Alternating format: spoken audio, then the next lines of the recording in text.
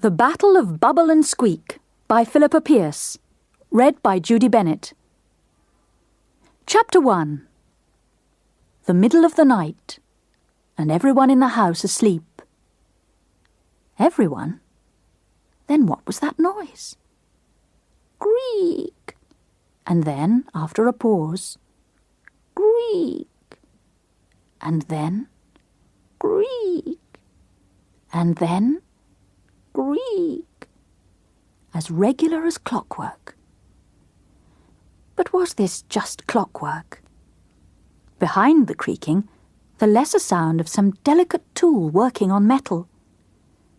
The girls heard nothing. Amy Parker was so young that nothing ever disturbed her sleep.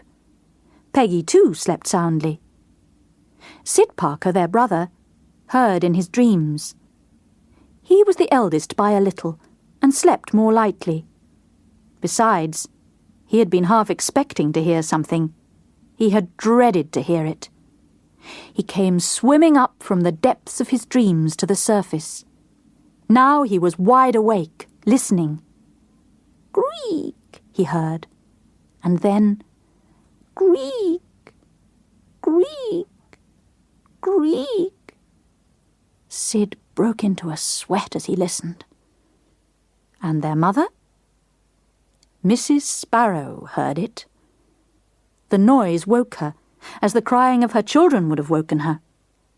But this was someone else's job. She nudged her husband, the children's stepfather. She nudged and nudged until Bill Sparrow stirred, groaned. "Bill," she whispered, "come on, wake up." "Yes," he said. "Just a minute, and I'll do that." "Listen." Creak. And then creak. And then creak.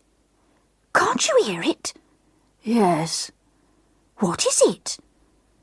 "I don't know." "But it's in the house." "Yes, it is."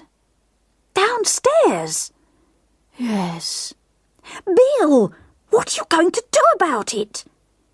He nearly said again, "I don't know." Then he pulled himself together. He tried hard to think clearly what he ought to do. First, he ought to wake up properly. Then he ought to get up. He ought to find out what was making the noise that bothered Alice so. That was it, find out. "I'm getting up," he said aloud. "I'm going to find out about that row downstairs." He reached for the pencil torch that Mrs. Sparrow kept under the pillow. He wouldn't switch on the lights. He wouldn't even use the torch until he had to. He would surprise whatever it was. Whoever it was. Burglars? He ought to arm himself. A poker. But if you haven't open fires upstairs, you haven't pokers. He was in a bedroom. There wasn't a heavy spanner or even an umbrella in that bedroom. He paused as he was passing his wife's dressing table. He picked up her heavy pot of cold cream. "What are you doing, Bill?" He pretended not to hear. If he had to do something about this noise, then he'd do it in his own way.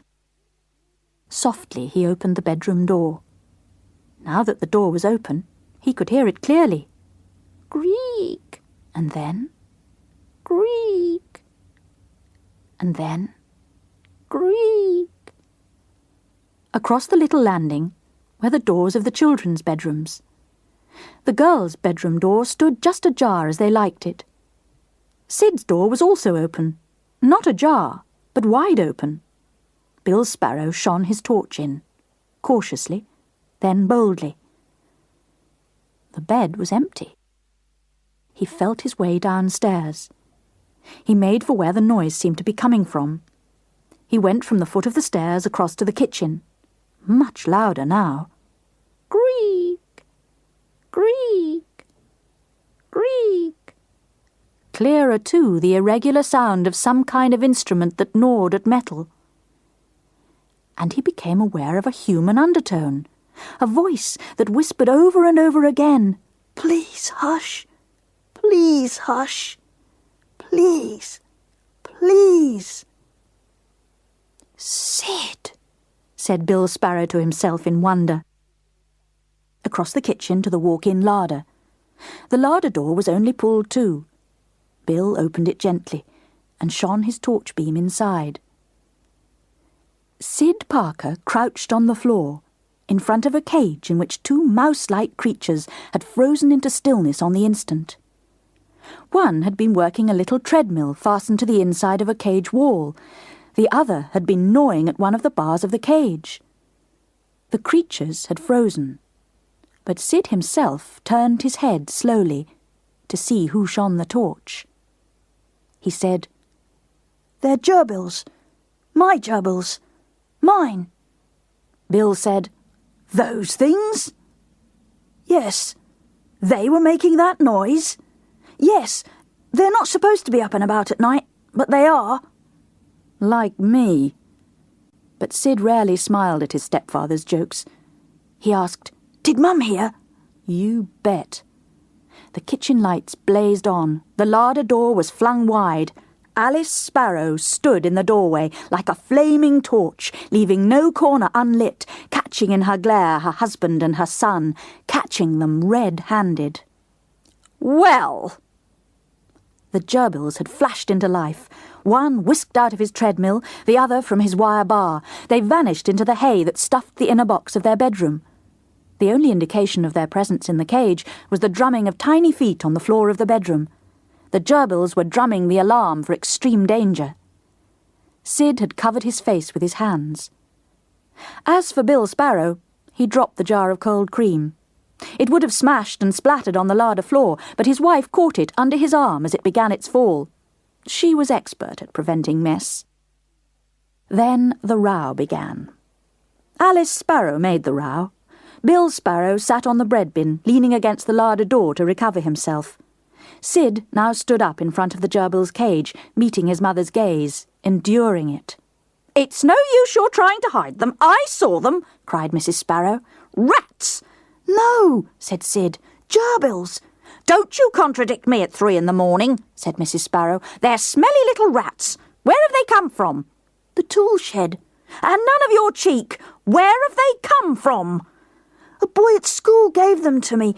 Jimmy Dean's cousin. He gave them to me with the cage last week. I put them in the shed, but then the nights began getting colder. I had to bring them indoors just for the night. I had to. They're used to hot deserts." "They go back to Jimmy Dean's cousin tomorrow without fail. Today, that is. How many times have I got to say that we're not having animals in this house? You've roller skates and a camera and a transistor. What more do you want?" "2 gerbils," said Bill Sparrow in a mumble that no one heard. Sid said, "Mum, Jimmy Dean's cousin isn't at school anymore.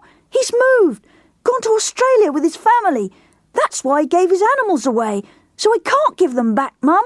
Honest, I can't." She would not soften. "Who gave them to Jimmy Dean's cousin, then?" "No one. His dad bought them for him in a pet department." She cackled with angry laughter. "Ha! Some kids have fools for fathers. Where did you say he bought them?" "The pet department in the garden centre." Sid feared something, some plan in his mother's mind. He was right. She said, "The garden centre isn't far. You can take those rats back." "They'll never take them back," cried Sid. "As a gift they will," said his mother. "They can sell them twice then, to 2 sets of fools." "Please, Mum."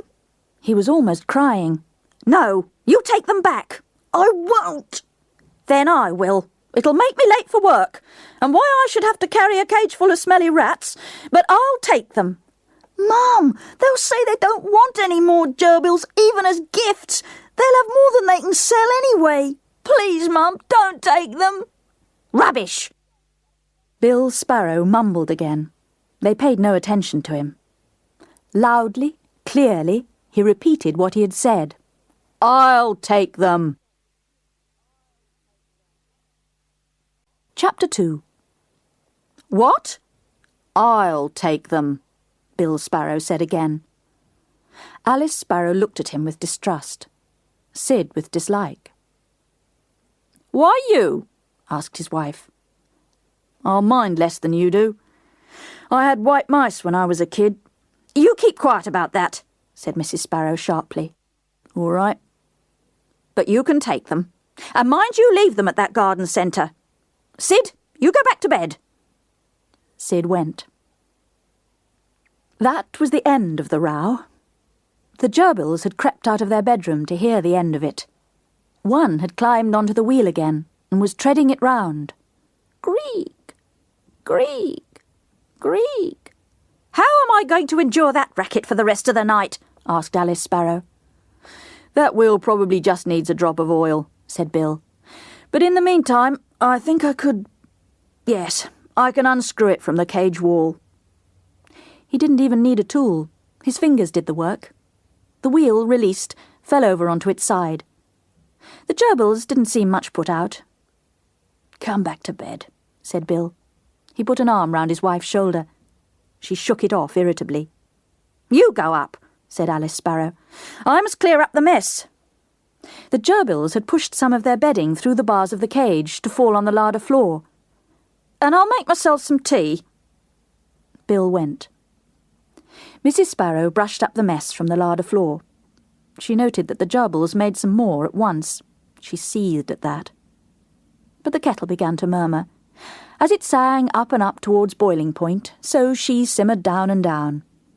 She made the tea. While it brewed, she looked into the larder again. More mess on the floor, of course, and the gerbils were gnawing metal again. But the gnawing by itself wasn't noisy. Nor, Alice Sparrow sniffed the air, did gerbils smell. Nor were they really like rats to look at. Their tails were furry, for one thing. On the other hand, she didn't like animals, had never liked animals, and never would like animals. It was bad luck that the 3 children had not taken after her in this. They were like their father, who had died soon after Amy was born. No doubt, if he had lived, the house would have swarmed with cats, dogs, rabbits, guinea pigs, hamsters, budgerigars, and canaries in yellow clouds. What would she have been like then? Alice drank her tea slowly and thought all kinds of things. She poured a second cup of tea and took it upstairs with her. Sid's bedroom door was shut. She opened it quietly and looked in. She was pretty sure he was awake, but his back was towards the door, his shoulder hunched high like a wall. There seemed no point in saying good night to that shoulder. She closed the door again. She went into the girls' room. As she stood over her, Peggy stirred. "Mum, something happened?" "Nothing important, love." Peggy slept again. As for Amy, she was deeply asleep as usual. Her mother knelt by her bed, put her arms round her, hugged her. There was little fear of disturbing Amy. She hugged her, kissed her, buried her face in the warmth of sleeping little girl. She knelt there for minutes. When at last she left the child, her second cup of tea was almost cold. In her own bedroom, "Bill," she whispered. But Bill Sparrow was already asleep. Alice Sparrow's last thought before sleep was that Peggy and Amy need never know that gerbils had been in the house. Better so. At breakfast time next morning, there was no mention at all of the gerbils, unless you count Mrs. Sparrow saying to her husband, "Don't forget." "No," said Bill. And once when Peggy was going to the larder for more cornflakes, her mother said to Peggy's surprise, "Sit still, I'll get them." And when Mrs. Sparrow was getting Amy into her anorak, Amy said, "What's that noise?" "There isn't a noise," said her mother. Amy said, "A grinding sort of little noise in the larder, like tiny little people gnawing their own knives and forks. Bill hears it." "He doesn't," said her mother. "Why are you afraid of them?" asked Amy. "This isn't the time of day for fairy tales," said her mother. Sid sat silent and rather pale, eating his breakfast, looking at nobody. By 8 o'clock on a weekday morning, the house was beginning to empty itself. The first to go were Peggy and Amy. Friends called for them on their way to school. Peggy's friend was Dawn Mudd. Mrs. Sparrow had once said sarcastically that she ought to have been Sunset Mudd. She was the last, after a long gap in time, of a very large family. She was already an aunt several times over, and her mother was always knitting baby clothes for grandchildren. Dawn Mudd was small, with straight red hair and gimlet eyes. Peter Peters came with Dawn Mudd. "They must have been at their wits' end for names when he was born," Mrs. Sparrow said. He was in the same infant class as Amy. After these four had left the house, it was Bill Sparrow's turn. He bicycled to work in the warehouses of the General Supply Company. This morning, he left with a gerbil cage and gerbils in his large bicycle basket. Then Mrs. Sparrow left. At one time she had made a point of leaving last so that she could lock up behind her, but that had always put her in a rush. She had a job in the offices of the same General Supply Company, full-time during school term, mornings only in the holidays. Now Sid had started at secondary school and was old enough to be entrusted with responsibility. He locked up. By 8:30 on any weekday, the house had been emptied of life. This morning already they had all gone except for Sid. As usual, his mother had washed up and tidied before going off. The kitchen was spick and span. Sid stood in the middle of it, in no great hurry yet. The school bus stop was just at the end of the road.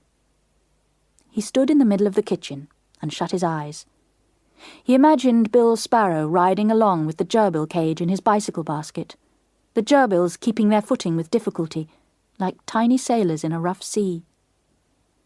Round Sid the house was still and silent. It waited for him and his imaginings to go. He was the last living thing.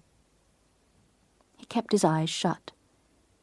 He said aloud slowly, "I wish this house would smash.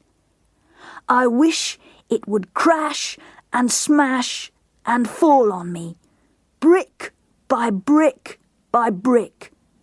All the bricks in this house can fall on me and kill me. The council can have it back again, all rubble, me under the rubble." He stopped speaking. Deep silence. The house waited, bored. He opened his eyes. Everything as before, clean and tidy. He walked into the walk-in larder and stood looking around. There wasn't a trace of where the gerbil cage had been.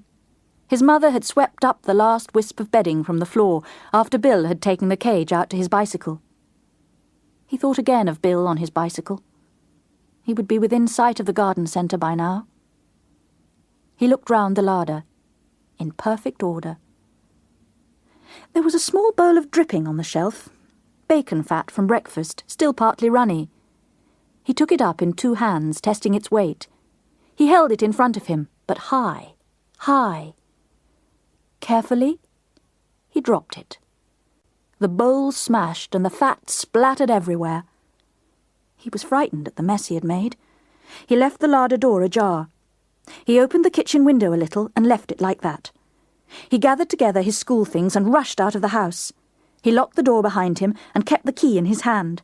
He ran down the front path, along the road, and up Mrs. Pring's front path to her little bungalow. He shot the key through the letterbox with a yell. "Key as usual, Mrs. Pring!" Leapt over one of the Pring cats as it ambled round the corner of the house and was out in the road again, running. He caught up with Jimmy Dean, bound for the same school bus. He was thinking of Bill Sparrow again, although he would rather not have done. Jimmy heard him coming and waited. "Hi, Sid." "Hi, Jimmy." Certainly Bill would have reached the entrance to the garden centre by now. "Saw the match last night?" "You bet." Would Bill have turned into the entrance? Would he be dismounting, lifting the gerbil cage from the bicycle basket? "What a smash-up!" "I'll say." They walked together the rest of the way to the stop for the school bus, talking football. Jimmy Dean was a football friend. All that day, the council house where the Sparrows and Parkers lived stayed empty, without the disturbance of life, spick and span. Except, of course, for the larder. For a while, bacon fat crept slowly down the walls where it had splashed, and over the floor. Then it congealed.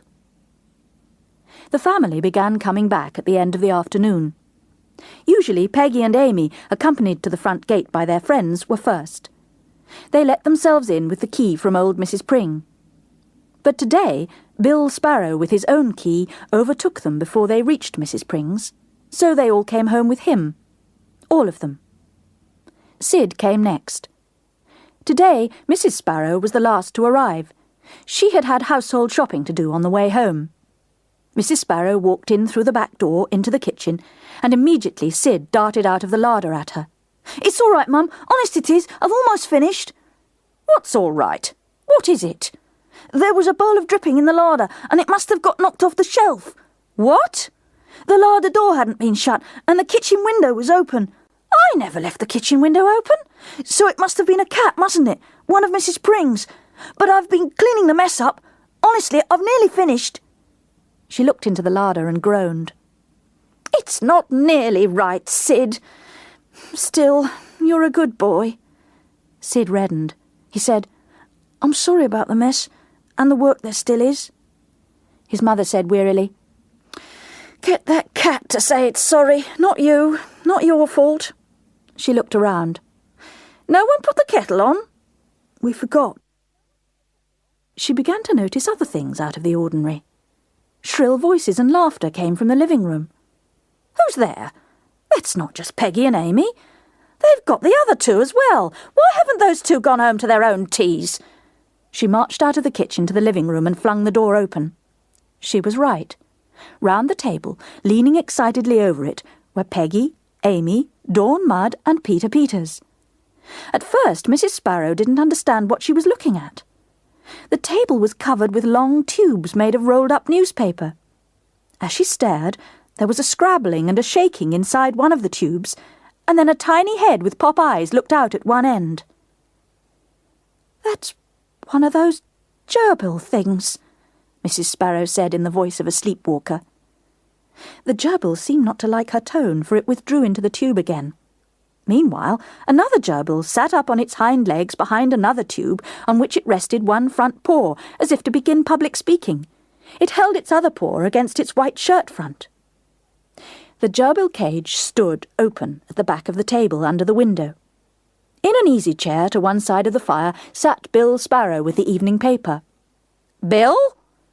He said, "Sid was quite right. The pet department wouldn't take them at any price. I had to bring them home again." Amy rushed at her mother to clasp her round her knees.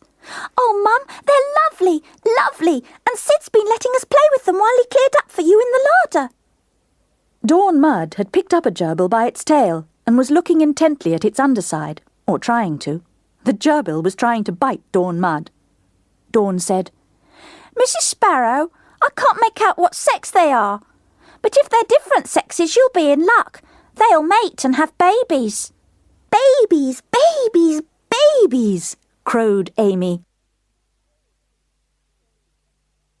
Chapter 3. In the circumstances, surely Mrs. Sparrow couldn't go on saying that she wouldn't have gerbils in the house. But she did. As soon as she could think of a way, she was going to get rid of them. In the meantime, there they were. As long as they were there, the gerbils belonged to Sid. But from that very first afternoon, Peggy was the one who loved them. Sid would be doing his homework, or out playing football, or just watching television. "Why does he want them, then, when he seems hardly to bother with them?" his mother asked his stepfather. "I remember my white mice," said Bill Sparrow. While Sid busied himself with these things, Peggy sat with her head between her hands, her elbows on the table, watching the gerbils as they flickered to and fro in their cage. Sometimes, for Sid trusted her, she would carefully undo the fastening of the cage door and take out a gerbil, fastening the door again with equal care. She would let the gerbil pour itself from her right hand into her left, and then her right hand was ready to receive it again, and then her left, and then her right again, in an endless handy-dandy. The softness and lightness and warmth of the little quick-moving body against her fingers and in the palms of her hands delighted Peggy. She always knew which gerbil she was playing with. Sid had named the two of them, as was his right, after one of his favourite foods. Cold boiled cabbage and potato, fried up with cold meat or sausage, didn't seem in itself at all gerbil-like. But the name sounded right. Bubble and Squeak. Bubble and Squeak. But which was Bubble? Which Squeak? Even sharp-eyed Dawn Mudd couldn't always spot the darker brindle that Peggy said marked Bubble. Even Dawn couldn't always swear which gerbil had the longer tail by, Peggy estimated, just 3 millimetres. Dawn complained that the gerbils whisked about so in their cage. But Peggy always knew which was which. "Do you think they know their own names?" asked Dawn Mud, and Amy chirruped through the bars, "Bubble and Squeak! Bubble and Squeak!" Peggy ran her fingernail across the front of the cage. Both gerbils sat up on their hind legs, attentive. Between the fingertips of her other hand, Peggy held a peanut. One of the gerbils did a sudden scurry to the cage front. "Squeak!" Peggy whispered. "Come on, Squeak! Squeak! Squeak!" She offered the peanut through the bars. Squeak took it and at once veered away. Turning the nut round and round between his paws, he began to nibble at it with great rapidity. "Dear Bubble, wouldn't you like a nut too?" This was Amy. The other gerbil had already moved up to the bars and took his nut. "He's the quiet one," said Peggy. "He?" said Dawn Mud, raising a subject that interested her. "Well," said Peggy, "they must be the same sex, because Jimmy Dean's cousin said they'd never had babies. And if they're the same sex, I think they're boys. Bubble and Squeak are boys' names." That was that. Sid may not have loved his gerbils in the way that Peggy did, but he was conscientious about them. He changed their food and water daily and cleaned out their cage every weekend. He exercised them often. What they seemed to enjoy was the freedom of a limitless plain. The living room table would do, with a great many tunnels. To begin with, the children made the tunnels out of newspaper rolled up, with rubber bands to keep the rolling up in place. Then they began to collect the cardboard inner tubes of toilet rolls from the lavatory and of kitchen rolls from the kitchen. The longer tubes were kept for the table. The shorter ones went straight into the cage. Besides using the tubes as runways, the gerbils gnawed them to bits. If they didn't gnaw cardboard, they gnawed the bars of the cage or of the restored treadmill. The cardboard they gnawed filled the cage with cardboard crumbs, and the crumbs pushed themselves out through the bars of the cage onto the table or the floor. So did the gerbil bedding. Someone had to clear up the mess. After that first night's experience, Mrs. Sparrow refused to do any more clearing up after gerbils. Sid did it. He used the vacuum cleaner regularly nowadays. He didn't object. He rather enjoyed the job of emptying the cleaner. Once it went wrong, and he mended it.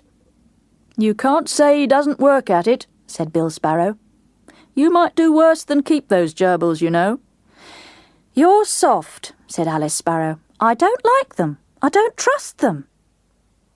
It turned out that she was right not to trust them. The gerbil cage was kept on the living room table until the table was needed. Then Sid or Peggy would lift the cage onto the wide windowsill. When the table was clear again, the cage was put back. But sometimes, of course, the children forgot to do that. It didn't seem to matter much if the gerbils stayed on the windowsill anyway. There was even room, after dark, to draw the curtains across the window between the back of the cage and the window itself.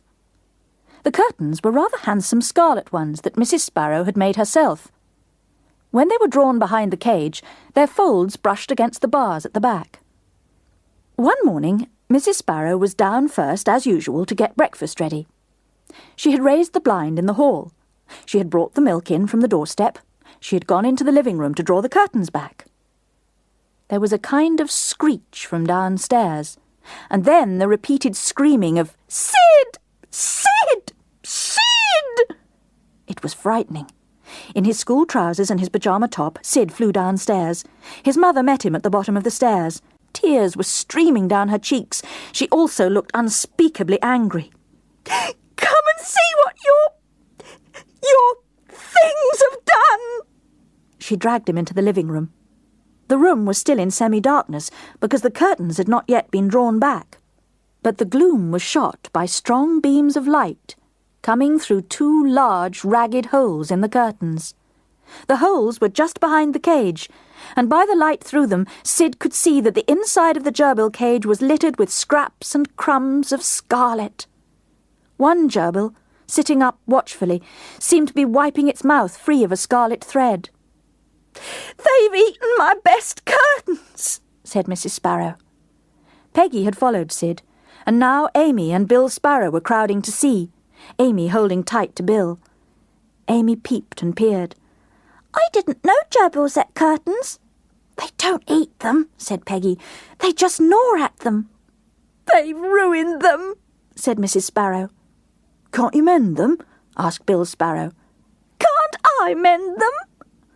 "I'll mend them," said Sid. "I'll draw the edges of the holes together. I saw you mending that tear in my duffel coat when it had caught on the barbed wire. I'll buy red cotton exactly to match, and I'll mend it. Peggy'll help me, won't you, Peg?" "Yes," said Peggy. But you can't," said their mother. "Your duffel coat was just torn. There was nothing missing. These curtains have been gnawed away. Big bits are missing, all chewed up at the bottom of those wretched creatures' cage." "I'll do something, Mum," cried Sid. "I could buy some more of the red stuff to patch the holes with. I've pocket money saved up. I could buy you new curtains. Mum, I tell you what—" "No," said his mother. "I'm not thinking of the curtains now." "But, Mum, listen." "No," said his mother. "No, no, no. Not another day in this house if I can help it. They go." "But, Mum, they go." She would listen to no more from any of them. That day, as her family discovered only later, Mrs. Sparrow went out of her way to work to call at the newsagents. They kept a wanted and for sale notice board in their window. The board was covered with postcard notices which people paid to be pinned up there for a week or 2 weeks or, rarely, 3.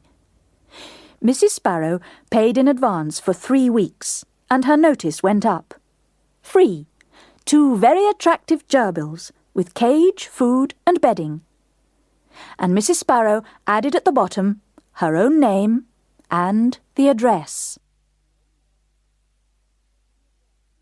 Chapter 4. The advertisement worked. The very next evening people called. Mrs. Sparrow had hoped for this, of course, and she was determined that no one in her family should spoil her chances. She had arranged to be home early from work, before any of the others. Any ring or knock at the front door that evening would be answered by her, and by her alone. But if Sid were in by the time any caller came, she worried about how she could possibly get the gerbils out of the house to new owners without Sid's knowledge. She didn't fear that Sid could stop her handing them over, but might he follow the new owners to their home? Oh, then what? She planned to get Sid upstairs for the evening. She spread dressmaking things all over the big table in the living room. The gerbils went onto the windowsill. No point in worrying about the curtains any more now. She would do dressmaking all evening. They would think it peculiar, but she didn't mind that. She would give Bill and Amy and possibly Peggy a snack tea by the fire. She would make some good sandwiches and a mug of tea for Sid to take upstairs to his room. Sid could do his homework on his table there. But what about Peggy? And might Peggy tell Sid? She was getting the sewing machine onto the table and worrying about Peggy when the front doorbell went. There were 2 little boys there. Brothers by their appearance. They seemed to be between Peggy and Amy in age. They said they had come for the free gerbils. "Wait there!" cried Mrs. Sparrow. She darted back into the living room, snatched up the cage, an unopened packet of gerbil food, and the plastic bag of bedding, and was back on the doorstep again. "You'd better get home with them at once. Quick, don't stop to talk to anybody on the way. Don't stop at all." The little boys were delighted, but flustered. They were afraid the excited lady might change her mind. They hurried to the gate, carrying the cage between them. "Cross the road and walk back on the other side," Mrs. Sparrow called after them. She had just remembered that the Parker children always walked home on this side of the road. "Why?" asked one brother. "Never you mind." They were opening the front gate. "Wait," called Mrs. Sparrow. "Yes?" She had felt an unexpected spasm of concern for the little creatures in the cage. She took a duster down to the gate and draped it over the cage. It would protect the inmates from the cold. It would also disguise the cage a little. "You know how to look after these gerbil things?" Mrs. Sparrow asked. "Oh, yes. We had gerbils once. We had a gerbil farm." They hurried through the gate and across the road and away. Boys, cage, and gerbils. They had vanished. Mrs. Sparrow went in again and shut the front door. She went into the kitchen and sat down on a chair, feeling a little faint. She glanced at the clock. The children were certainly on their way home now. Nearly home. Soon they would be walking up the last stretch of road, as the two brothers with the cage would be walking down it. On opposite sides of the road, it was true, but would that help much? Would Sid notice the cage? Or Peggy? Or Amy? Would they cross the road to talk to the two boys? Would the boys allow themselves to be talked to, their cage to be examined? Would Sid or Peggy recognise the gerbils? Oh, no, no, no! Mrs. Sparrow groaned aloud. There was nothing more that she could do. She cleared her dressmaking things from the table and began getting tea for them all. Meanwhile, just as she had supposed, her children were walking up the road, drawing closer and closer to the two little boys, a gerbil cage swinging between them, who were going down it on the other side. Today, Sid with Jimmy Dean came first. They happened to be fighting the whole way. For a great deal of the time, Sid's head was under Jimmy's arm. He saw nothing. The elder girls, when they came, were talking gossip about other girls, and Amy was listening to them intently. Only little Peter Peters, trailing behind, saw the boys on the other side of the road. He saw the cage, even under the duster. "Look," he said. But no one looked. It was some time after they'd all got home that Sid, in the living room, realised. "Where are my gerbils?" His mother clenched her fists under her overall, cleared her throat, and told him. The telling took a little while, because Sid knew nothing of the advertisement in the first place. Sid listened. He stood quite still and silent, staring at his mother, expressionless. Peggy also listened. At the end, with deceptive mildness, she asked, "Who were the boys? Where do they live?" But Mrs. Sparrow was not deceived.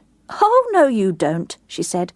"I don't know who they are, and I don't know where they live, and they'll be far away by now, probably home already." Sid turned round and rushed out of the house. "Sid! Sid!" called his mother. Peggy sat down on the bottom step of the stairs and buried her face in her crossed arms. Bill Sparrow was pushing his bike through the front gate. "Here!" he grumbled as Sid shoved past him. Sid began running down the road. Amy had followed him out. She came up to Bill Sparrow. Her eyes were very wide. "The gerbils have gone," she said. "Mum's given Bubble and Squeak to two bad boys. They've stolen them." "Oh," said Bill Sparrow. She followed him while he put his bike away. She touched his left hand with her right one. It was her signal. He stuck out a finger. She wrapped her hand round it, and they walked indoors together.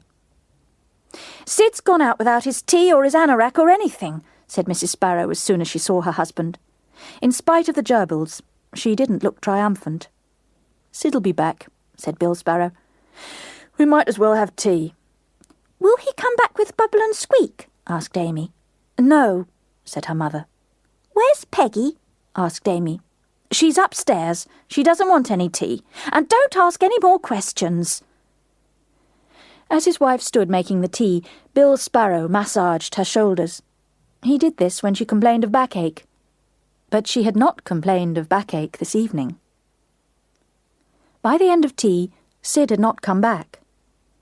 "Bill, aren't you going after him?" "No, because he'll come back on his own." But he didn't.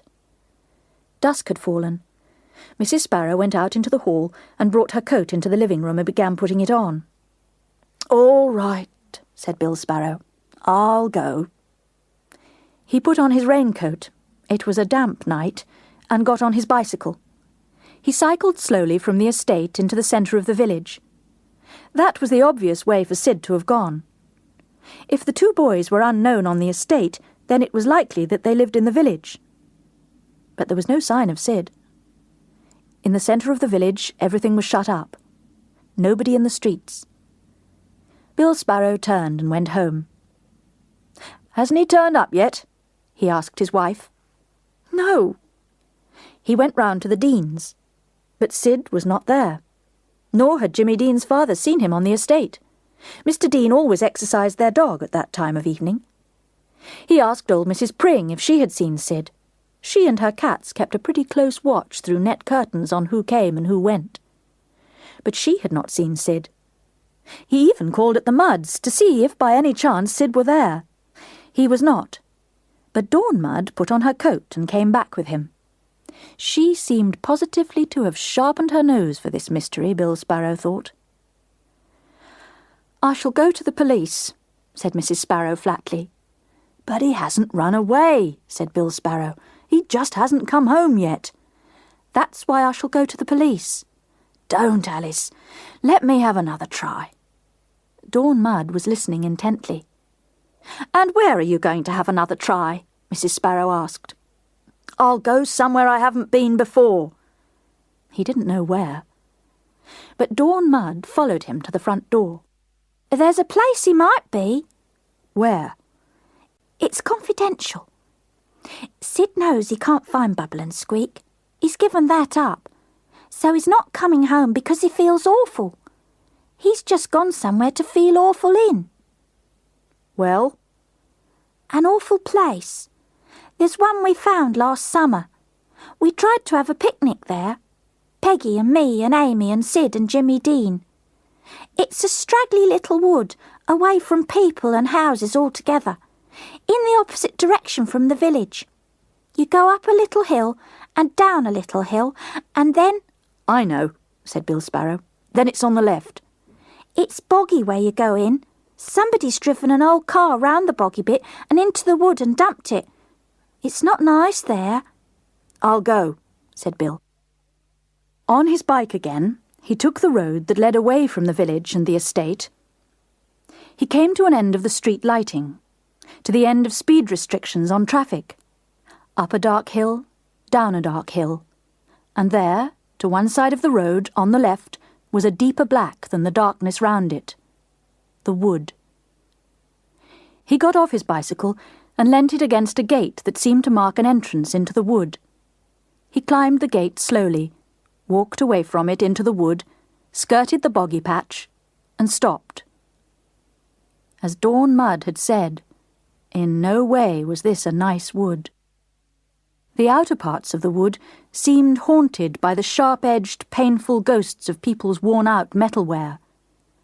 When he moved again, he trod on something that thereupon rose up out of the wintry undergrowth like a snake rearing to strike. An old bicycle mudguard. Soon he saw ahead of him, like some sunken hovel, the dumped car that Dawn Mud had mentioned. All the doors were off. The sickening smell of rot and rust from inside made him certain that Sid was not sheltering there. He penetrated farther into the wood, farther probably than most people bothered to go who were dumping rubbish.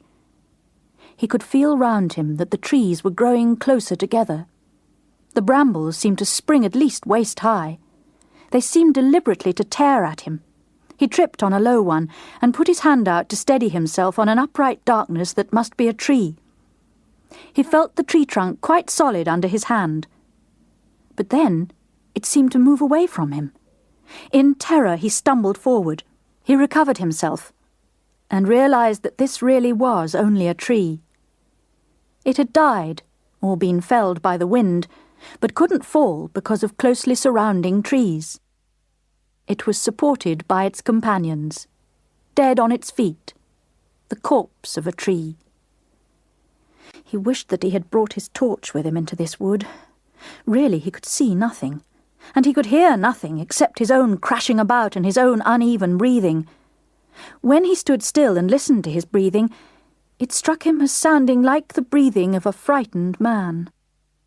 He tried to quiet himself, so that he could listen for noises outside himself, beyond himself. He strained his ears to hear the faintest, most distant sound in the wood that might be Sid. But Sid might not be here after all. It was ridiculous of him to have paid any attention to Dawn Mud. What could she know? Or if Sid had come here, he might have gone by now. He might have left the wood as Bill himself had entered it, under cover of all the noise that Bill had been making. There might be no Sid. He might be quite alone in the wood. Then, much, much closer than he could ever have expected it, came Sid's voice. It sounded thin and hard, very unpleasant. "I've got a knife," said Sid. "A knife?" His voice was dying in his throat. "Who is it, then?" "Me. Bill." Suddenly Sid was at his elbow. Ordinary again, but cross. "I thought it was someone else." "Who?" "I don't know. Oh," he sounded too careless. "The kind of man who'd choose to go into the middle of a wood like this, all alone after dark. Or someone who'd watched me go in, waited, followed me." "Well," said Bill, "I hadn't much choice in coming. Your mum sent me out." Sid was furious. "Can't you do anything on your own? Do you always have to do what she says?" "No," said Bill, "but mostly." "It's not your fault my gerbils didn't go long ago. You took them to be sold, offered to take them." "And I brought them back." "You had to." "No." There was a pause. Sid said resentfully, "What do you mean, no?" "The garden centre would have taken them back all right, but in the end I didn't ask them to." A much longer pause. Sid had to make sure. "Didn't ask them to?" "No, I just brought the cage back, without going into the pet department at all." He couldn't help adding, "Don't tell your mum." A long, long pause. Then Sid laughed, then said, "Well, they're gone now." "Yes, but I suppose—" "What?" "You might get 2 more." "You mean, in spite of Mum? Against Mum?" "Well, she'd have to be talked round." "And who'd do that?" "Well, I'd try." "Why?" Bill Sparrow hesitated. "I'm your stepfather, and when I was your age, I had white mice." Sid moved away, but not deeper into the wood. He was making for the road. Bill Sparrow followed him closely. As they came out from the gloom of the trees, Bill saw that Sid really did have a knife, a big thing with a wicked big blade, open. He had been hacking at brambles and branches with it as he went. Now he was snapping it shut. "Where did you get that knife?" Bill said. "I stole it." "Stole it?" "Out of Mum's chest of drawers. Top left-hand drawer. It was my dad's pruning knife." "If you like, I'll put it back for you." Sid gave it to him. "And you know your mum's worrying about you. Take my bike and get home quickly." Sid said, "I trod in something, as I was going into the wood." "You stink," Bill agreed. "Get it off now. I'll go on." Bill Sparrow left Sid working away at the side of his shoe in the grass. He set off walking. Halfway down the hill, Sid passed him on the bike. "Hi!" he called as he flew on. By the time Bill Sparrow got home, Sid was eating his tea. Dawn Mudd, having seen him arrive, had gone. Mrs. Sparrow was happy. She brewed a fresh pot of tea for her husband and fussed over him as she'd already fussed over Sid. No mention was made of gerbils until after the children had gone to bed. Then, "It turns out there's quite a demand for gerbils after all," said Mrs. Sparrow. "While you were out, someone else came asking about the advert." "I've been thinking about gerbils and white mice," said Bill Sparrow. He cleared his throat. "Not tonight," said his wife. "We've had enough tonight. Tomorrow, if you like." But on the next night, there was no need for discussion. 3 more sets of people called on Mrs. Sparrow because of her gerbil advertisement. Mrs. Sparrow told the first 2 blithely that they were much too late. The 3rd set of people were the 2 little boys who had taken the gerbils in the first place, and their mother. Their mother carried the cage with Bubble and Squeak in it. She was unpleasantly polite. "We have come to return your kind gift," she said. "In my opinion, parents should always be consulted before children are given presents which parents may not want." "We have had animals similar to these in the past. They bred. We don't want them again, any more than you seem to want them." The gerbils in their cage, the bedding, what remained of the food, all were dumped on the doorstep. Peggy, who had come behind her mother, stooped, reached past her, and brought everything indoors again. The mother was marching her two little boys back through the front gate and away. "Here!" called Mrs. Sparrow, but the other woman paid no attention. Behind her, indoors, Mrs. Sparrow could hear the rest of her family welcoming home dear Bubble and Squeak. She could not bear it. She ran frantically down to the front gate. "Here!" she shouted. But of course, everything was useless. She went slowly back up the path, in through the front door, shut it behind her. The living room door was shut, but she could hear the sounds of delight behind it. She opened the door, stood in the doorway, looked. A gerbil festival was going on. Sid lay on the floor, and Peggy and Amy were each in charge of a gerbil. They were feeding Bubble and Squeak into the sleeves of Sid's jacket and into his trouser legs. Tails disappeared. There were scurryings. Uncontrollable gigglings were tickled out of Sid. Pop-eyed gerbil faces popped out of trouser ends, sleeve ends. There were 2 gerbils. There were 20 gerbils. Sid was gerbil-infested. Everyone was laughing, not loudly, but softly, affectionately. And Bill stood over them, laughing too. Mrs. Sparrow stood in the doorway and looked. They never noticed her. She backed out and slammed the door. But perhaps they never noticed that either. She went into the kitchen and sat down. She felt like screaming and screaming. But she knew that she never screamed. Chapter 5. That evening, Alice Sparrow hardly spoke to her family. That night, she hardly slept. The next morning, she was up very early, before anyone else. For one thing, it was the day for the dustbins. She busied herself indoors and out. At one point, "That's that," she said, brushing her hands together smartly. Later, nearly at breakfast time, there was a ring at the doorbell. She answered it. One of the dustmen stood there. He held the gerbil cage in front of him. "Missus," he said, "you can't do this. There's something alive in here." Mrs. Sparrow had thought she was still the only one downstairs, but Amy had come behind her. Amy looked past her. She saw the dustman and the cage he held. She looked past him. She saw the huge van that had drawn just past the front gate. She saw the open back of the van, and the great fangs that closed slowly and opened, and closed and opened.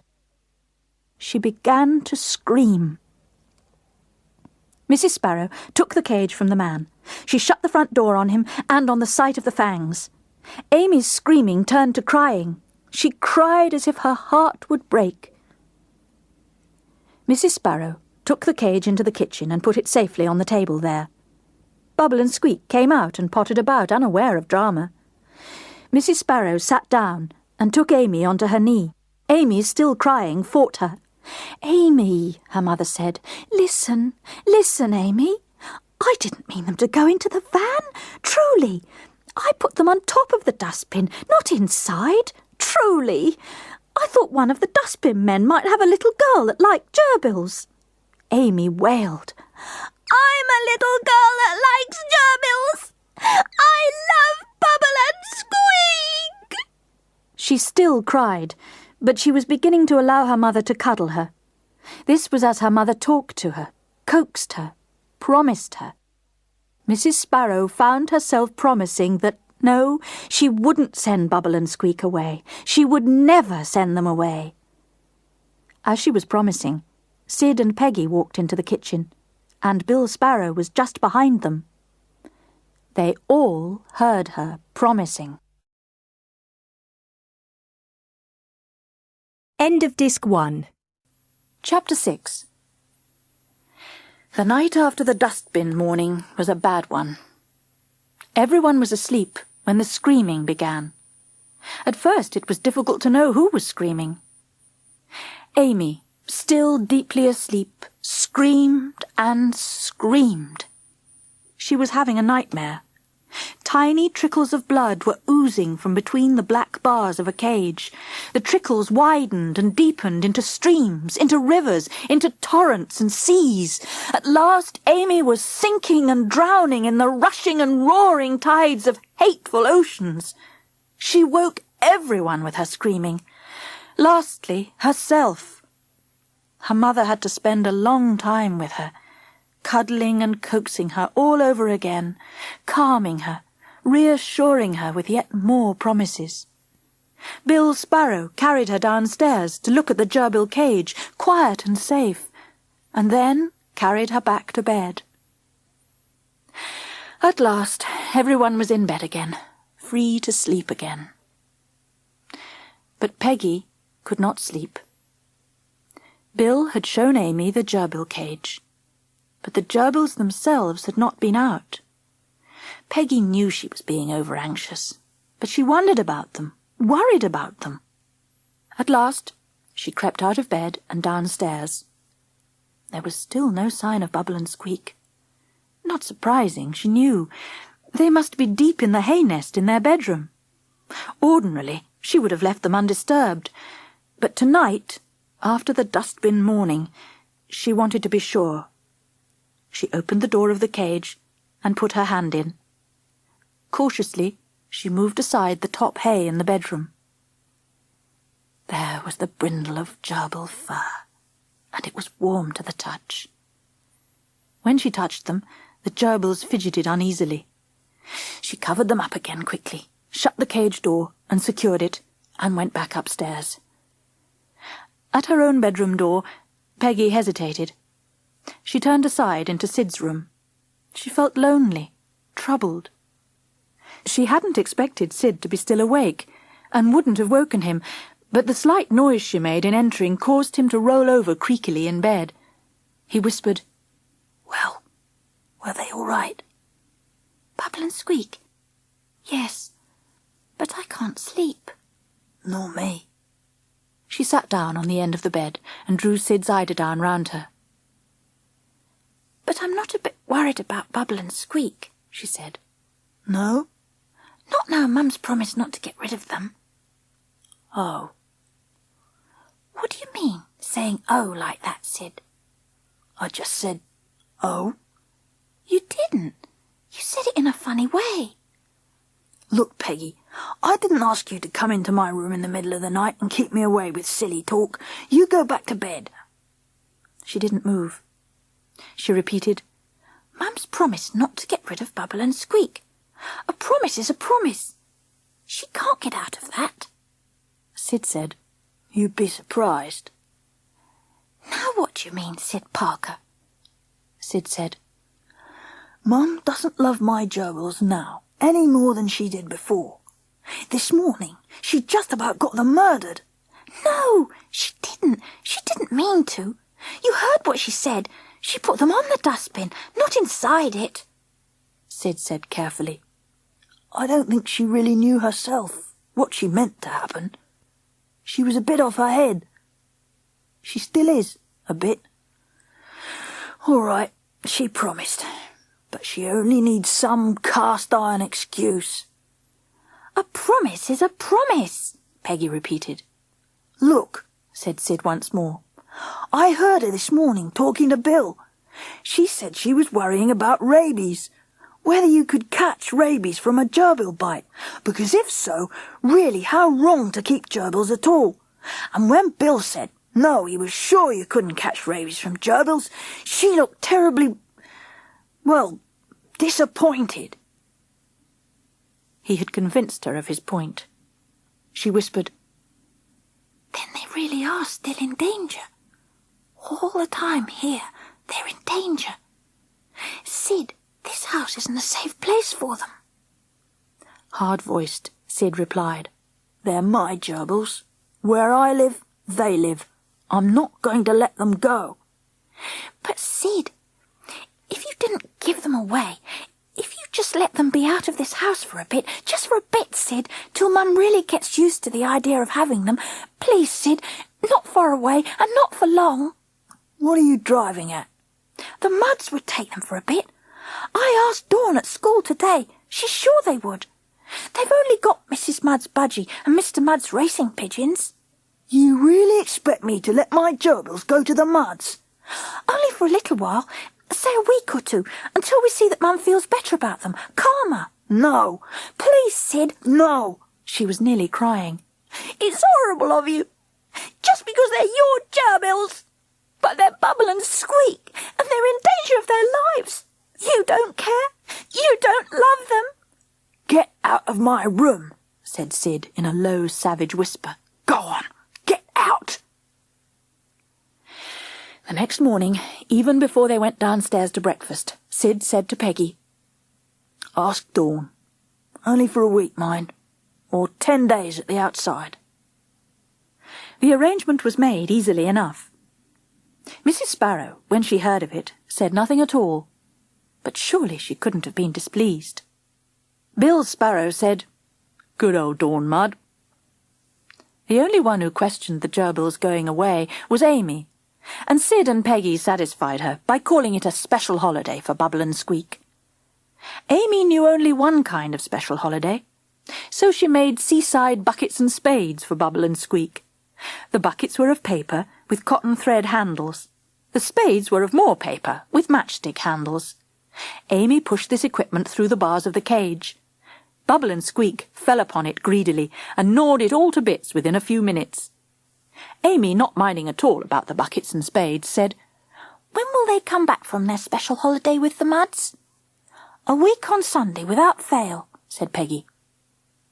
Mrs. Sparrow had not seemed to be listening, but now she said, Perhaps the Mudds would like to keep them for good, if they're very happy there.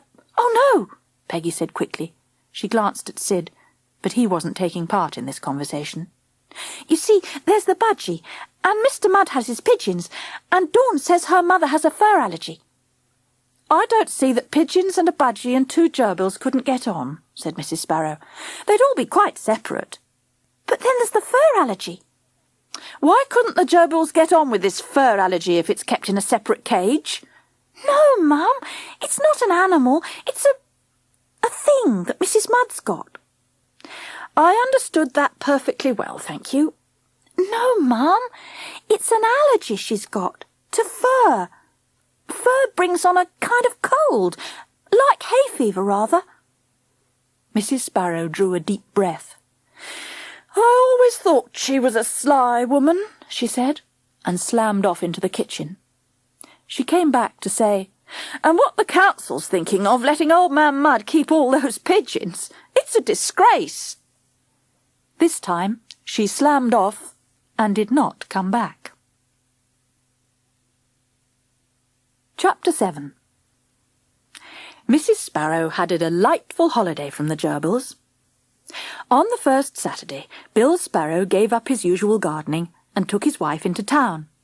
They went shopping. They chose new curtain material for the living room, and Bill Sparrow put down the money for it. Afterwards they had some tea, and then they went to the cinema. The next day, Mrs. Sparrow spent some happy hours making up the new curtains. From the old curtains she made new cushion covers. From the old cushion covers she made new dusters. She already had a large number of dusters, but Mrs. Sparrow did a good deal of dusting. Meanwhile, the gerbils had settled into the Mudd household. The Mudds were easy people. Mr. and Mrs. Mudd had never bothered much with television or books or conversation. Mr. Mudd was preoccupied with his pigeons. Mrs. Mudd knitted. If Dawn wanted 2 gerbils in her room for a bit, that was all right. If her friend Peggy Parker wanted to stay for the night while the gerbils were there, that was also all right. There was a put-you-up bed, and Peggy brought her own sleeping bag. It was also all right if Peggy's brother Sid came every day to attend to his gerbils. He had forbidden Peggy and Dawn to take the gerbils out of their cage except when he was there. He was afraid of some mishap in a strange house. But he came regularly to renew the gerbils' food and change their water, to give them a quick run and to see them securely home again. When Sid had gone, it was very quiet in the Mudds' house. The distant cooing of the pigeons from the bottom of the garden, the hymning of Mrs. Mudd as she knitted downstairs, that was all. Peggy lowered her chin onto her arms, spread on the table in front of the gerbil cage, and stared at Bubble and Squeak. Bubble and Squeak stared back. She wondered what it was like to see everything through bars, to have beneath your feet a little sawdust-covered metal floor instead of the vast Mongolian desert, to have bars above you, and above the bars a white ceiling instead of blue infinity. "I suppose it's their home," she said aloud. Dawn said, "What is?" "Their cage. They were born in this cage, or one just like it at the garden centre.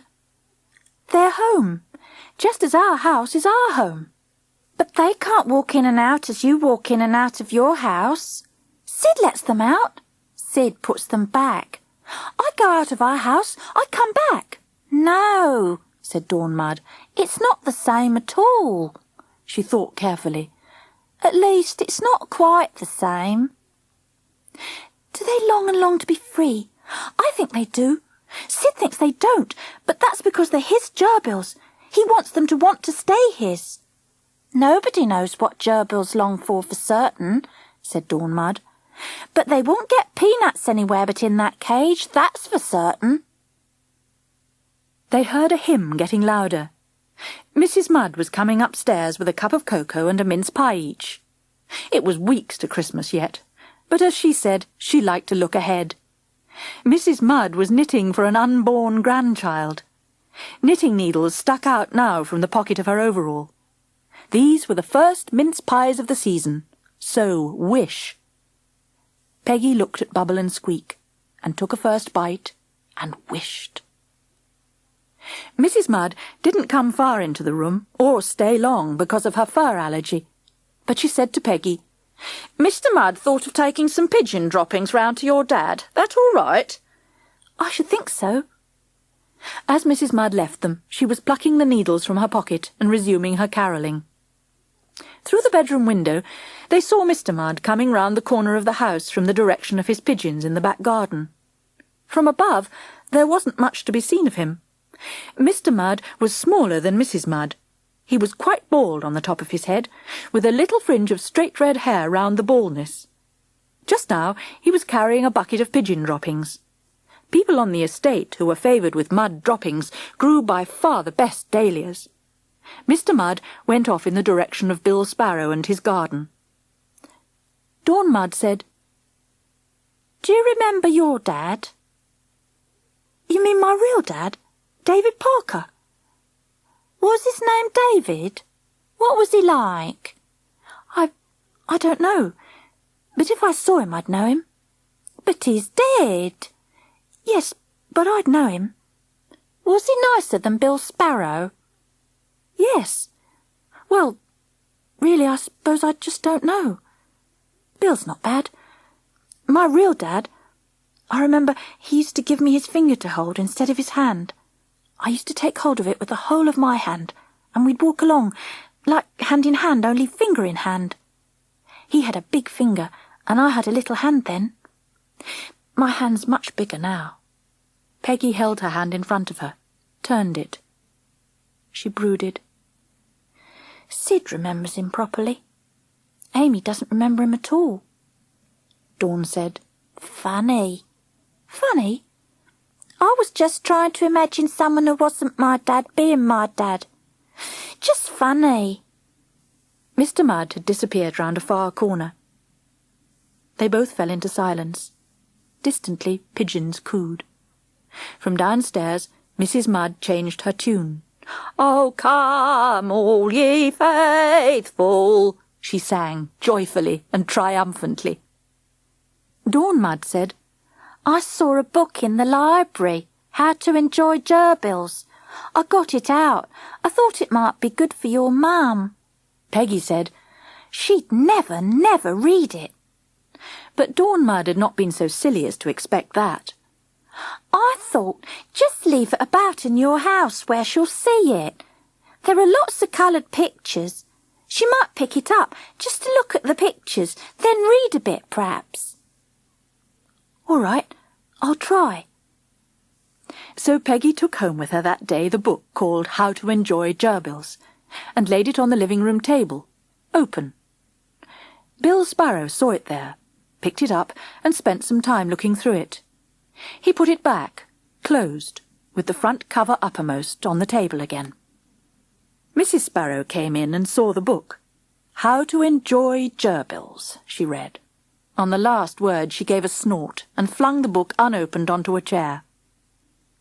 Later, however, she moved the book again, and in doing so she opened it. She began to read a little. Sid walked in as she was reading. "Sid, how old are those gerbils of yours?" Jimmy Dean's cousin said 1, about 1. "So they've probably another 1 to 3 more years of life before them." I don't know. Perhaps. "So it says here." "Well, isn't that nice for me? Only 3 more years at the outside to have to endure them." She slapped the book down yet again and walked out of the room. She passed Peggy in the doorway. She was reading it, wasn't she? Peggy asked eagerly. She may never actually enjoy gerbils, said Sid, but at least she's facing up to them. Chapter 8. The gerbils came home from the Mudd's house in the last week before the Christmas holidays. They were received with rejoicing by the children. Bill Sparrow looked on, smiling. Their mother held aloof.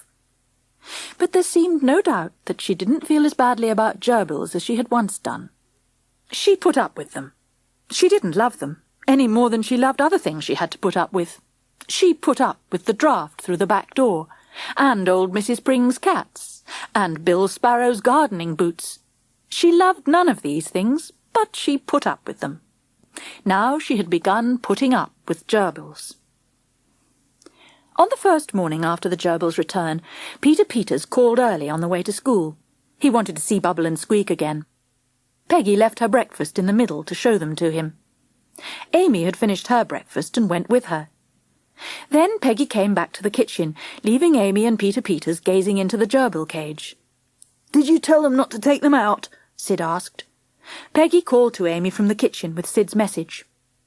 Peggy and Sid went on with their breakfasts. Bill had nearly finished his. Mrs. Sparrow was busy about the kitchen. Amy and Peter Peters were still with the gerbils. Dawn Mudd called.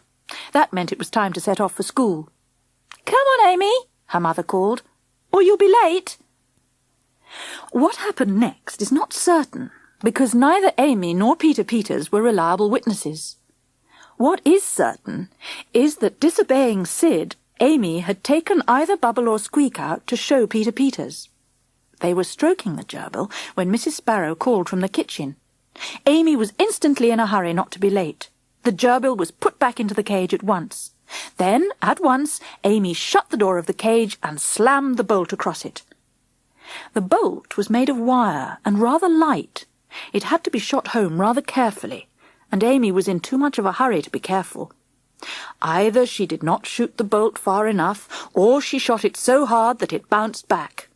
Whichever happened, the door of the cage came ajar. The enterprising gerbils took advantage of this. The one lucky thing, as Bill Sparrow later pointed out, was that they must have escaped almost at once.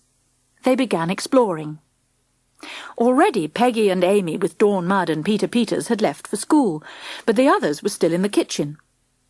The door from the hall into the kitchen was open, like the door from the living room into the hall. Mrs. Sparrow, facing in that direction, gave a moan. Bill was halfway through his last cup of tea. Sid was tying his shoelaces. Both looked up and turned towards the point at which Mrs. Sparrow was staring. On the threshold of the doorway sat Bubble. Or was it Squeak? He sat up on his haunches, his forepaws against his chest, gazing at them all in amazement. Sid pushed his chair back with a cry, and Bill Sparrow gave a sudden guffaw. Squeak, or was it Bubble, dropped suddenly on all fours and whisked round the corner and back in the direction from which he must have come. Sid rushed after him. There was no sign of a gerbil in the hall by the time Sid got there, nor on the living-room floor. However, a gerbil was perched on the cushion of a chair within easy jumping distance of the top of the living-room table. That gerbil somehow looked as if it had just come from the table, not as if it were in the act of going back to it. But of course you couldn't be sure. Unless you were Peggy, you simply could not be sure which gerbil was which. On the living-room table stood the cage. Empty, of course, and with its door wide open. One gerbil, but not two. Sid made a quick dive towards the gerbil on the cushion. The gerbil made a quick dive into the narrow dark cavern formed by the leaning of the cushion against the back of the chair. "Got you," said Sid. He began exploring with one hand from one side of the cushion and with the other from the other. His hands met. No gerbil. The gerbil popped out suddenly from underneath the middle of the cushion. Sid whipped one hand out to catch him. His fingers closed on him, but roughly. The gerbil bit him. Sid yelped and let go. The gerbil darted back under the cushion. "Want help?" asked Bill. He had followed Sid at leisure. "Put in one hand here and the other hand the other side," directed Sid. "And don't try to catch him with your whole hand. He's in a panic. He'll bite. Get his tail. But anyway, he'll probably come out at the front again, and I'll catch him then." Bill Sparrow did as he was told. As before, the gerbil came out at the front of the cushion, where Sid was waiting for him. Sid pounced, more skillfully this time, caught him by his tail, and popped him into the cage. He shut the door and bolted it carefully. One gerbil, but not two. His mother stood behind him. "It's time to go. Have you got it?" "Yes, one, but not both." "For heaven's sake, a gerbil loose, and we're both going to be late for work, and you're going to miss your school bus." She began frantically moving chairs and also cushions on chairs. The other two searched as well. No second gerbil. Mrs. Sparrow glanced at the clock. "You go, Bill, I'll follow." He went. She eyed her son. "I'm not going until I've seen you on that bus, Sid." Plainly she meant what she said. So Sid decided to be plain with his mother, too. "I'm not going to school until I've found my gerbil. If it's left to itself all day, anything might happen." "What?" "If it got outside somehow, a cat." Mrs. Sparrow said nothing. "Or it could get under the floorboards and die of starvation there, and rot, and smell." Sid was watching his mother closely. Her expression was changing from its original firmness. "Under the floorboards?" "Yes," suddenly she said. "Promise me faithfully that if you do find it by dinner time, you'll go into afternoon school. I'll give you money for the bus fare." He promised. "Although what reason you'll give for not going this morning—" "I could tell them the truth." Just as Mrs. Sparrow was leaving the house, she stuck her head in again. "I'll tell Mrs. Pring. She'll look in to see you're all right, and you can help yourself from the fridge." When his mother had gone, Sid did a thorough turn out of the living-room. Somehow it looked tousled when he had finished with it. No gerbil. But he supposed that the gerbil might have gone anywhere, even upstairs. So upstairs and downstairs Sid searched, wherever a door had been left ajar, or wherever there was a gap between the bottom of a shut door and the threshold. And the house was not a particularly well-built one. Soon, most of the house began to have that tousled look. But no gerbil. He wondered if it were true that gerbils come back to their home cages in the end anyway. He would have to rely on that, or on the gerbils moving about enough to make a noise he could hear. He himself would have to be very quiet. He took a comfortable chair out into the hall, where he hoped to be able to hear a sound, if it were loud enough, from anywhere in the house. Luckily the caged gerbil seemed asleep, so there was no noise from him.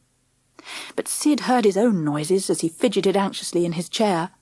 The creak of the chair, the scrape of his shoe against the leg, and then his own breathing, and a cough he would have to let out. But the house round him was so still that he jumped when the flap of the front door letterbox went up. He guessed it was old Mrs. Pring. So it was dinner time already. Mrs. Pring always thought of Sid as a little boy, because she'd known him so long. She called through the letterbox. "Don't be frightened, dear. I've brought you some hot soup, and I thought I'd bring you—" On the last word, her fingers must have slipped, for the word was lost in the clatter of the flap snapping down again. Sid could see through the glass panels of the front door that the dumpy figure of Mrs. Pring was burdened with two objects. One, the bowl of soup, in her right hand, the other, a light orangey-brown colour on or under her left arm. No wonder she hadn't managed to keep the letter flap up for long. Unsuspecting, Sid threw wide the front door. In her right hand, Mrs. Pring carried a steaming bowl. Under her left arm, she carried her cat, Ginger. Sid gaped at the cat, while Mrs. Pring began at once to say that his mother had said there was a rat in the house, and that Sid was trying to catch it, and if so, Ginger was the one, the best ratter, the best mouser. All the time Mrs. Pring was advancing into the house. Sid came to life. "No!" he cried, realising that this was not the time for politeness, but he was already too late. Ginger, like most cats, didn't like being carried for long. He had begun to wriggle, and Mrs. Pring was not one to oppose her cat's wishes. She allowed Ginger to leap from her arms. He began walking down the hall towards the living room. Sid tried to catch him. Ginger accelerated his pace just enough to escape from under Sid's hands and into the living room. At that moment, the gerbil already in the cage decided to get out of bed. He rustled through the hay of his bedroom, and Ginger at once froze. The gerbil moved into sight at the bars of his cage, and Ginger was crouching lower, lower, like a snake against the ground, still except for the tip of his tail, which flicked to and fro. Although Sid knew that the gerbil was protected by its cage, he threw himself upon Ginger before the leap. This time he caught the cat and held him long enough to open the window and fling him out. Ginger landed neatly on all four paws, but was displeased. One could see that. He sat down at once and began cleaning himself, as though he had never really meant to go gerbil hunting. What he had always really intended was to clean himself in the fresh air. Sid shut the window again, and had to face Mrs. Pring. Mrs. Pring was even more offended than Ginger. She put the soup down carefully on the kitchen table, and then scolded Sid like a very little boy. She said that all children should know about kindness to animals, and Ginger was such a kind cat that he should never have been thrown anywhere, let alone out of a window.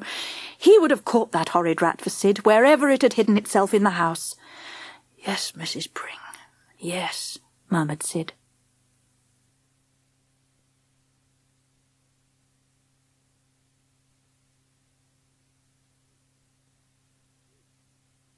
In the end, Mrs. Pring went, and Sid drank his soup in the kitchen, and made himself a cheese and pickle sandwich, and ate it as he sat in the hall. He began eating an apple, but found the crunching sound deafening. You couldn't listen for gerbil noises through all that row. He sat with the doors of the living room and the cloakroom open, also all the doors upstairs. He was giving himself the best chance of hearing any unusual sound in the house. He could also see most of the hall, and into the cloakroom and the living room. He could even see the gerbil cage on the table in the living room. He couldn't see the gerbil inside. It must be having its afternoon nap in its hay bed. After a while, from the living room, he heard the gentle little scrabbling, gnawing sound of a gerbil awake and active.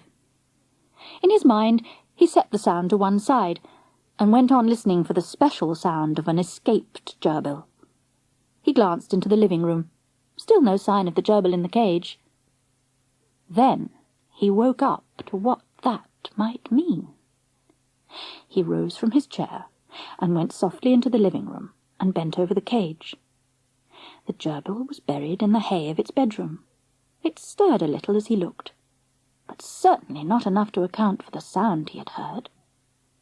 Besides, there was the sound again, and it didn't come from the cage at all, but from the other side of the room. He stood absolutely still and listened. Yes, again, and from the far side of the room. He went over on tiptoe, but as soon as he moved, the noise stopped. They had looked behind the furniture here and found nothing. Suddenly, the noise again. He found that his gaze had fixed itself upon the edge of the carpet where it met the wall. Only it wasn't exactly an edge there. Years ago, Mrs. Sparrow had bought the carpet second-hand. It was rather too long for the living room, but she hadn't liked to cut it to size, so one end of it had been folded under. The fold of the carpet, where it reached the wall, made the longest, darkest, most tempting tunnel that either Bubble or Squeak could have wished for outside Mongolia. Sid knew in his bones that the escaped gerbil was in the carpet tunnel.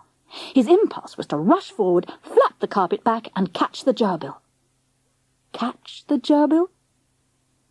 He found that he was trembling. He was terribly afraid that he would somehow mess it all up. The gerbil would escape again and get more and more panicky, and he would get more and more excited, and he would never catch his gerbil. He decided what to do. He got 2 of the largest pieces of coal from the scuttle and weighed down either end of the carpet tunnel. He checked that the 2 exits were really closed. Of course, any gerbil worth his salt could gnaw his way through a wall of carpet, but that would take a little time. Meanwhile, Sid dashed upstairs to the bathroom and brought down the empty laundry box. It was really just a deep box, standing on 4 legs, with a hinged lid. At each side, near the top, was a handhole, so that one could carry the box easily. These handholes would ventilate the box when the lid was down. Here was a very simple gerbil container. He felt sure that if only he could catch the gerbil, he could drop it into this box. If he tried to get it through the narrow cage door straight into the cage, well, he didn't trust himself. The other gerbil might be trying to get out, or he might drop this one, or anything might happen. It was extraordinary how nervous he felt. He padded the bottom of the laundry box with a scarlet cushion and left the lid up. He drew the box as near to the carpet fold as possible. He removed the lump of coal from one end of the tunnel. He was ready. But there was no sound at all now from inside the tunnel. He realized that there had been no sound since he had come back from the bathroom with the box. Perhaps the gerbil had already escaped from the carpet fold. He was almost sure that must be so. Yes, he was convinced of it. On an impulse of despair, he seized the corner of the carpet and flapped back the fold. There was the gerbil. Forgetting all about the wisdom of picking up a gerbil by its tail, he clapped his hands over it quickly, roughly. The gerbil bit him, but he hardly noticed. Down into the laundry box and slammed the lid. He had his gerbil. He had them both, Bubble and Squeak. He laughed aloud. The thought of school never occurred to him, and indeed it was much too late for that anyway. He began to dance like a teetotum, faster and faster, round and round, laughing. He stopped only when he found himself staggering about the room, giddy. He stopped and fell crazily on the couch. His head was rocking. He lay with closed eyes. His mind became delightfully muddled. He slept. When the others came home, they found him asleep on the couch. And the gerbil, it was Squeak, Peggy said, safe in the laundry box. It had gnawed a hole in the scarlet cushion cover and down into the stuffing of the cushion. That was all. Everyone was pleased at the happy end of the story. Sid hardly scolded Amy. Even Mrs. Sparrow, looking at the gnawed cushion cover, only said, "Well, you can't have too many dusters." But that wasn't the end of the story. By now it was quite dark outside, so that no one in the house noticed someone outside peering in. Ginger. The house held a fascination for him. Chapter 9. So suddenly does disaster strike. That evening, Bill Sparrow had gone to get more coal for the fire. "Shut the back door, the draft's killing," called Mrs. Sparrow. But as usual, Bill did not shut the door. It would be so much easier to find it open when he came back laden with coal. He pulled the back door to, but did not click it shut. It opened a little behind him as he turned away. He went off with the scuttle towards the coal bunker. Behind him, a ginger ghost slipped up to the back door and through it into the house.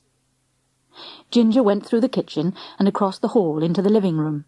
Bill Sparrow had left all those doors ajar for his return. Once inside the living room, Ginger melted into the shadows. The whole family were watching television. Everyone was staring, silent, in one direction. The electric light had been switched off. The fire had burnt low, but there was a cold glow from the television screen. In that light, Ginger's eyes shone large, but no one saw them. He hadn't chosen his time particularly well. The gerbils might so easily have been at exercise on the living-room table, but they were safely in their cage. So at first, Ginger saw nothing of particular interest. The television screen did not interest him, nor the sounds that proceeded from the set. There were gunshots, screams, alarm bells, and sirens. Ginger paid no attention. But then there was another sound, a little scuffling and scratching, and a subdued creak, creak, creak. Nobody looking at the television set even turned a head. They were used to the fidgetings of Bubble and Squeak by now. But the Ginger ghost in the shadows began to move. From shadow to shadow he slipped, round the back of the chairs and the couch, until he was close to the table. From inside their cage on the table, the gerbils saw him. They froze. Ginger saw them and leapt. The television viewers were aware of something that hurtled through the air and an impact like an explosion. That was Ginger reaching the cage. Suddenly everyone was shouting or shrieking. The cage skidded off the table and onto the floor with a crash. The whole of the barred side and roof flew off in one piece. The two gerbils leapt for their lives. Peggy saw one gerbil and dived for it and caught it. Ginger saw the other gerbil, Bubble, and dived for it and caught it. Peggy was screaming because, holding one gerbil, she could do nothing about the other one. Sid was yelling because he was trying to frighten Ginger into dropping his prey. Amy was screaming anyway. But Mrs. Sparrow was not screaming. She was the only one within reach of Ginger and Bubble, and she was inspired. She flung herself forward onto Ginger's tail, gripped it, held it with both hands, hauled on it. Ginger turned on Mrs. Sparrow. He scratched her viciously. She still held on. Suddenly, what was happening to him was too much to be borne. Ginger was no hero. He wanted to yowl, and he opened his mouth and yowled. A sad little bundle of fur, brindled and white, fell from his jaws. Sid saw it, darted in, and picked it up. Mrs. Sparrow let go of Ginger's tail. Ginger sprang for the door, out and across the hall and kitchen, and out through the back door just as Bill Sparrow was coming in with the coal. As only a cat can, Ginger slipped between Bill's legs so that he tottered and fell, with a scuttleful of coal and a great deal of swearing. Coal all over the kitchen floor. Mrs. Sparrow scratched quite badly, Amy almost in hysterics. And Bubble? "Is he all right?" whispered Peggy. "Just," said Sid. Bill Sparrow had left coal all over the kitchen floor and come in to see what on earth had been happening. He made his wife sit down. He switched off the television set. He reassembled the gerbil cage so that Peggy could put Squeak back. He took Amy into his arms. Then he looked at Bubble, held cupped in Sid's hands. He looked long, and then he cleared his throat. "I had a white mouse. A cat mauled it. The mouse had to be put out of its misery. It was kinder. It had to be destroyed." From her chair, Mrs. Sparrow, hearing him, groaned. Chapter 10. Sid maintained that Bubble was hardly hurt at all. He was suffering only from shock, Sid said. He had had a terrifying experience in the very jaws of a cat and had been shocked by it. No worse than that. Back in the cage with Squeak, Bubble had behaved almost normally. He had even drunk a good deal of water. But the next day, Bubble was ill, and the day after that he was worse. He hunched up small, hardly moving. When he did move, he turned distractedly in circles. Bill Sparrow said grimly, "Sid, you're being cruel." At that, Peggy wept. Dawn Mud had no consolation to offer. Mrs. Sparrow took Amy with her to the shops, and Sid said, "I'm going to take him to the vet." Peggy would go too. The Christmas holidays had begun, so there was no problem of time. They prepared a vehicle for Bubble, an old biscuit tin with holes in the top for ventilation, and plenty of old newspaper at the bottom, and hay. They put in some toilet roll tubes, but Bubble was past caring to gnaw anything, or to eat anything, perhaps past caring to live. They travelled to the vet by bus, sitting side by side. They didn't often do things together. Sid had his friends, Peggy had hers. Peggy thought, "Perhaps when I'm old, I shall remember this bus ride." Then she thought that when she was old, Bubble would be long dead anyway. Tears of hopelessness rolled down her cheeks. Sid had been watching the passengers reflected in the glass of the bus window. He watched Peggy. He didn't turn his head towards her, but his hand picked up her hand and gripped it.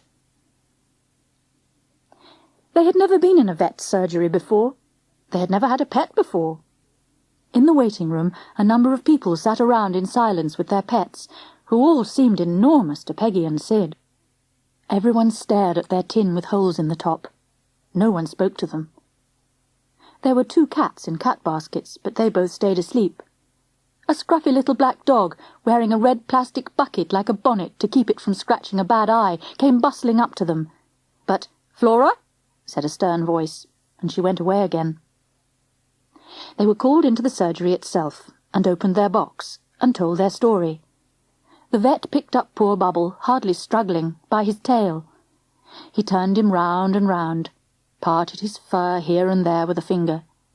He asked when the attack had happened. "The day before yesterday," said Sid. "We thought he might just get better, but he hasn't." "He's got much worse," said Peggy. The vet put Bubble down on his black-top table and watched him. He stirred him gently, and Bubble began his distracted circling. "Please don't worry him," said Peggy. The tears rolled down her cheeks. The vet did not answer. Then he said, "I think his wounds are only puncture wounds from the cat's teeth holding him, but there's infection. Bad. Very bad."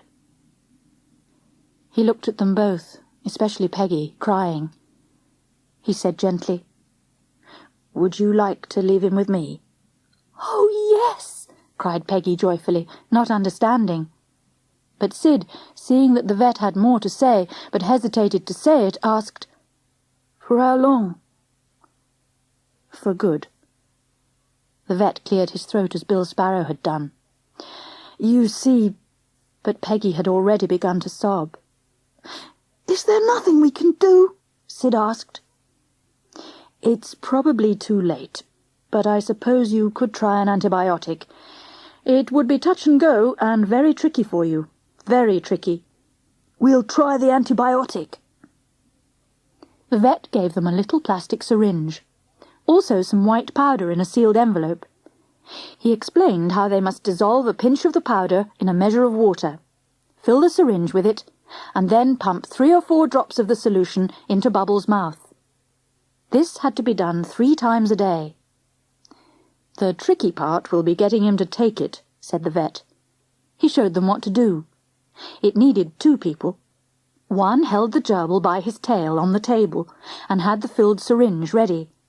The other had to hold the gerbil's head steady and up. That meant gripping it by the skin at the back of the head. The vet showed them.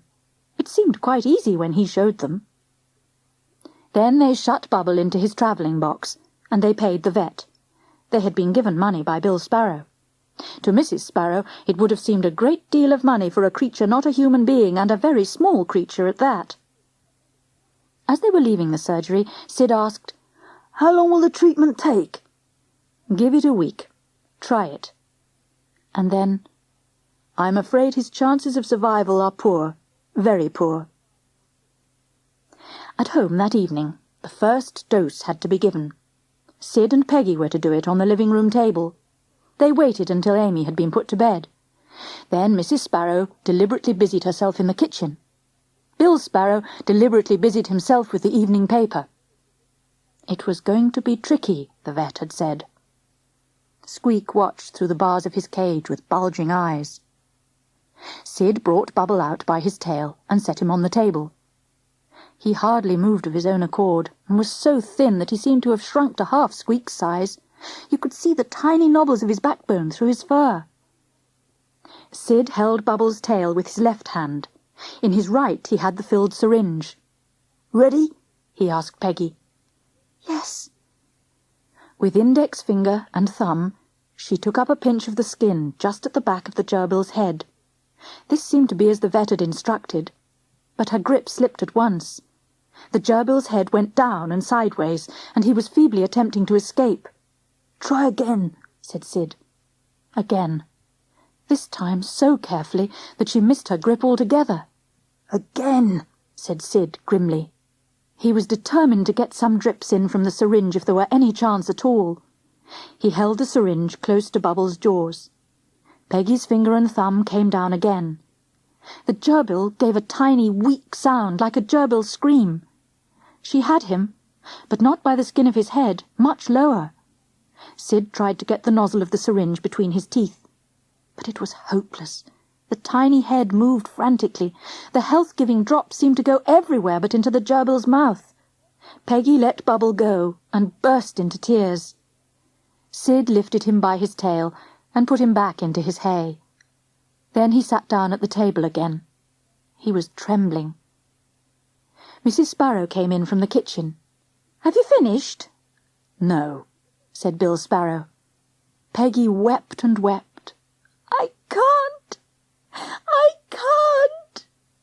Sid said stonily. "He'll die if you don't. But he'll probably die anyway." Bill said, "I'd have a go, but—" He spread out the fingers of his hand. They were so much too big for any job like that. Peggy sobbed. "I'll go and fetch Dawn." Mrs. Sparrow said, "You'll do no such thing. Show me, Sid." Peggy hushed suddenly. Bill Sparrow put his newspaper away. Sid got Bubble out again and showed his mother where her grip should be. "Right," said Mrs. Sparrow.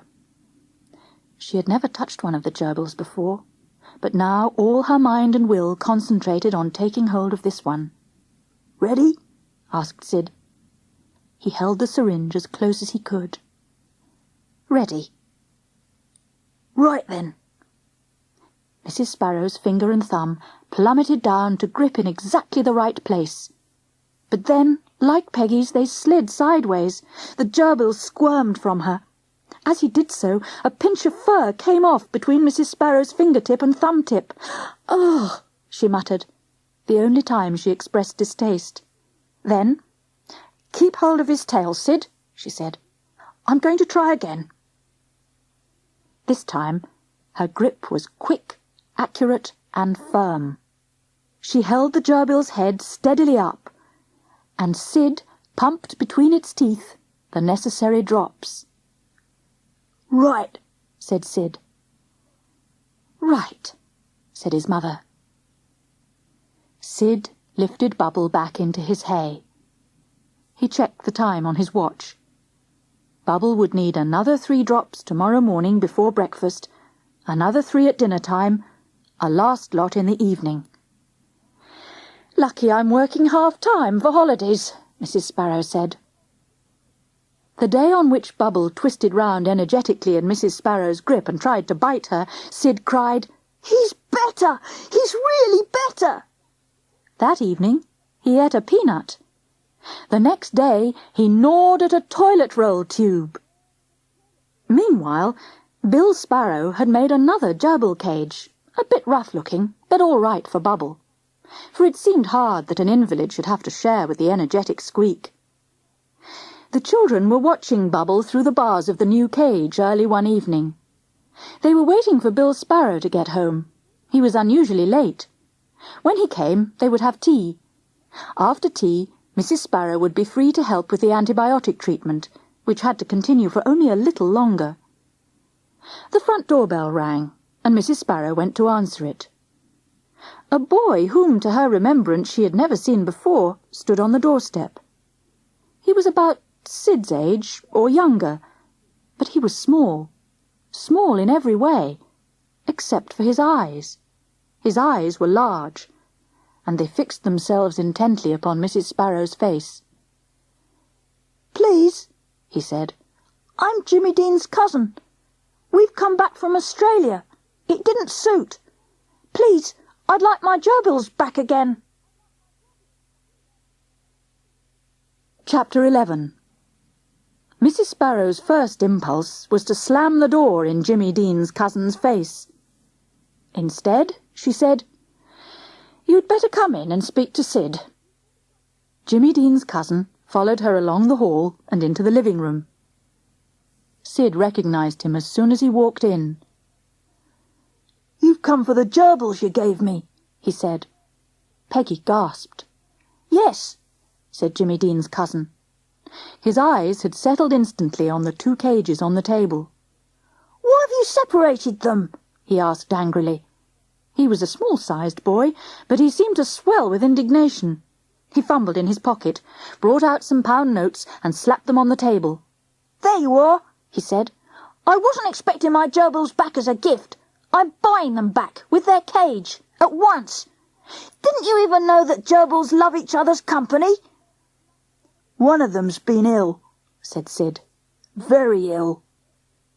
They told Jimmy Dean's cousin the story of Ginger's attack. In the middle of the story, Mrs. Sparrow said to him, "Sit down and be comfortable, do," and Amy offered him a peppermint. He sat down and took the peppermint, and he was now listening quite calmly to all that Sid had to say. But the pound notes remained on the table. "So you see," Sid ended, "we can't very well hand you back a gerbil that's only just convalescent. In fact, he may never be completely fit, the vet says. He enjoys his food, but he seems to be deaf." "You know how to treat him.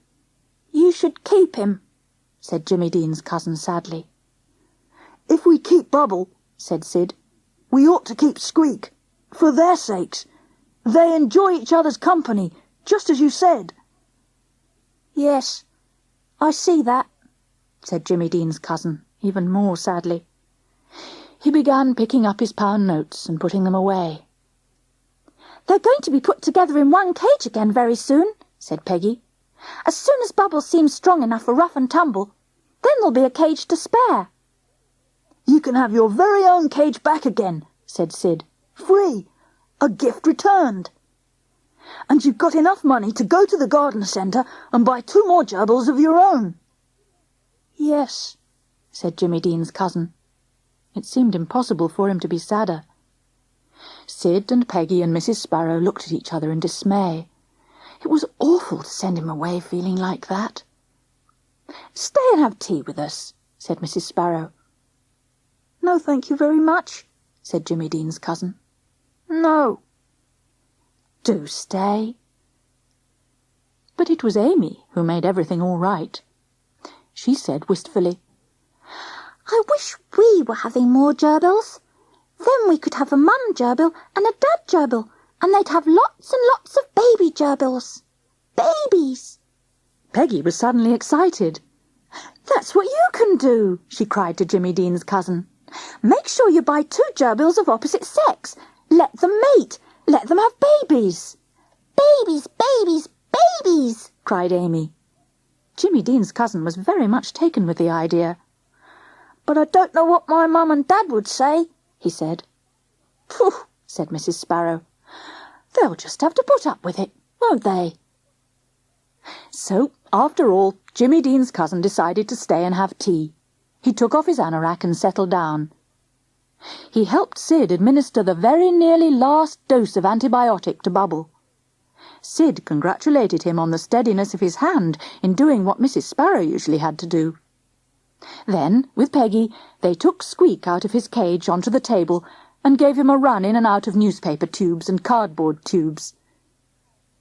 Meanwhile, Mrs. Sparrow was in the kitchen, preparing something special for tea.